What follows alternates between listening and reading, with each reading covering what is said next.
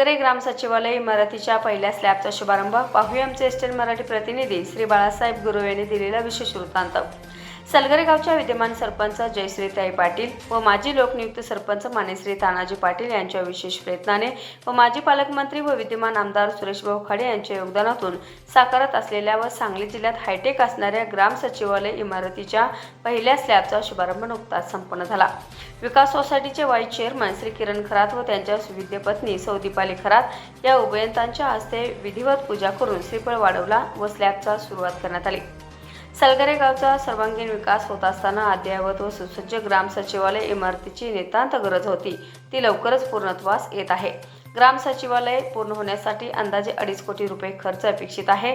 दरम्यान 1.25 कोटी मंजूर झाले असून उर्वरित निधी लवकरच मंजूर होण्याच्या मार्गावर आहे। या शुभारंभ प्रसंगी सरपंच जयश्रीताई पाटील, माजी सरपंच तानाजीराव पाटील, उपसरपंच अक्काताई अजितराव, ग्रामविकास अधिकारी संजय भाते, माजी सरपंच स्वाती घोदे, ग्रामपंचायत सदस्य राधिका जाधव, सुनीता राजगे, सुलभा निकम, अरुण कांबळे, रमेश भोसले, चेअरमन तानाजी कोंडले, किरण खरात, अनिल खरात, सतीश हारगे इत्यादी मान्यवर उपस्थित होते। उपस्थित समोर बोलताना तानाजीराव पाटील म्हणाले, सलगर ग्रामपंचायतीच्या सलगर गावामध्ये एक आनंदाचं वातावरण आज निर्माण झालेलं आहे।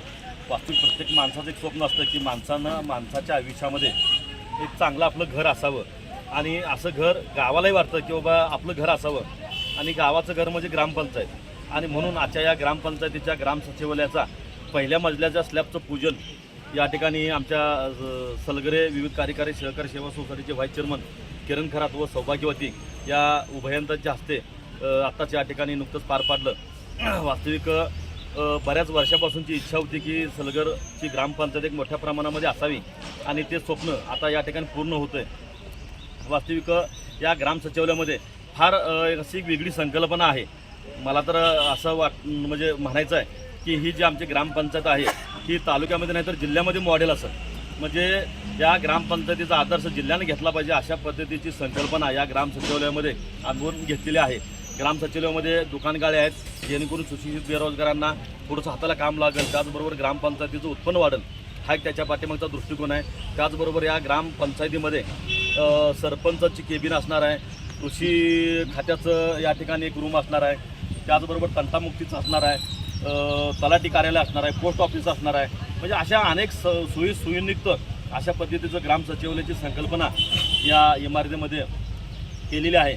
या सगळ्या गोष्टी सांगत असताना मला अभिमानानं सांगावं असं वाटतं की आज विधानसभा असेल राज्यसभा असेल याच्यामध्ये विरोधी पक्षासाठी एखादी रूम असते, पण कुठं तुम्हाला ग्रामपंचायत पंचायत समिती जिल्हा परिषदला बघायला मिळणार नाही। तशी सुद्धा सोय या सलगर ग्रामपंचायतमध्ये घेतलेली आहे। एखादा जरी विरोधामध्ये सदस्य निवडून आला तर त्यालाही मानाचं स्थान असावं, त्या ठिकाणी एखादी रूम असावी, टेबल खुर्ची असावी, बेल मारत तर एखादी शिपाई यावा आणि त्यांनी ज्या काही सूचना सांगतील त्याने त्या ऐकाव्यात अशा पद्धतीची संकल्पना या ग्राम सचिवालयामध्ये घेतलेली आहे। एवढंच नाही तर गोरगरिबांची गाडी म्हणून आपण एसटीकडं लालपरीकडे बघितलं जातो, पण ही लालपरी एसटी बस संध्याकाळी गावात मुक्कामाला आल्यानंतर एसटी ड्रायव्हरांना आणि कंडक्टरना राहायची सुद्धा फार अडचण असते।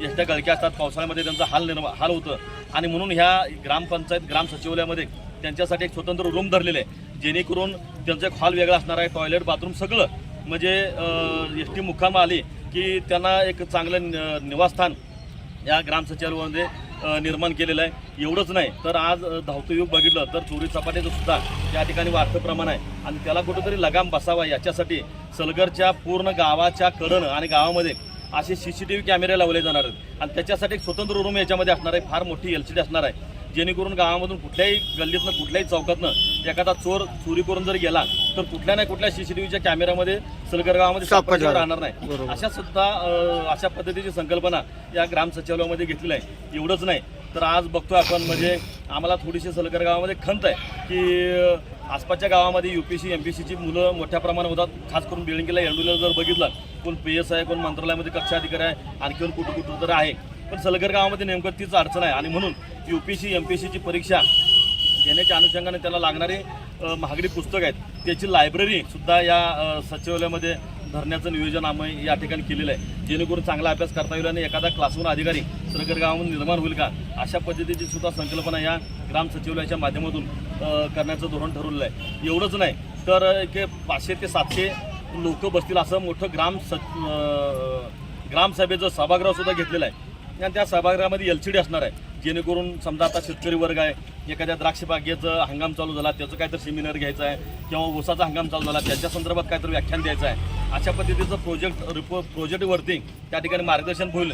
त्याचबरोबर गावची ग्रामसभेला सुद्धा मोठ्या प्रमाणामध्ये माणसं बसतील अशा पद्धतीचा एवढा मोठा हॉल या ग्राम सचिवालयामध्ये निर्माण केलेला. अशा अनेक गोष्टीचा हे करून या ठिकाणी ग्राम सचिवालयामध्ये त्याची निर्मिती केलेली आहे. अंदाजे 2.5 कोटीचं ग्राम सचिवालयाचं बजेट आहे आणि वास्तविक मिरज तालुका नाही तर सांगली जिल्ह्यामध्ये एवढी मोठी ग्रामपंचायत म्हणून सलगरचा नावलौकिक भविष्य काळामध्ये झाल्याशिवाय राहणार नाही.